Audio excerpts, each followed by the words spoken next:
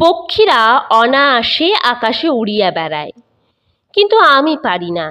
ইহা ভাবিয়া এক কচ্ছপ অতিশয় দুঃখিত হইল এবং মনে মনে এক আন্দোলন করিয়া স্থির করিল, যদি কেহ আমায় একবার আকাশে উঠাইয়া দেয়, তাহা হইলে আমিও পক্ষীদের মতো স্বচ্ছন্দে উড়িয়া বেড়াইতে পারি।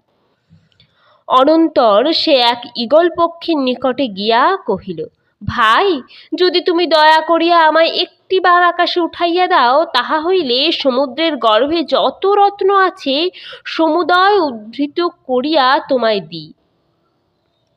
আকাশে উড়িয়া বেড়াইতে আমার বড় ইচ্ছা হইয়াছে।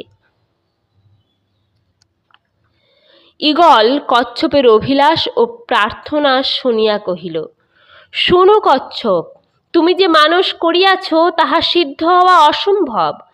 ভূচর জন্তু কখনো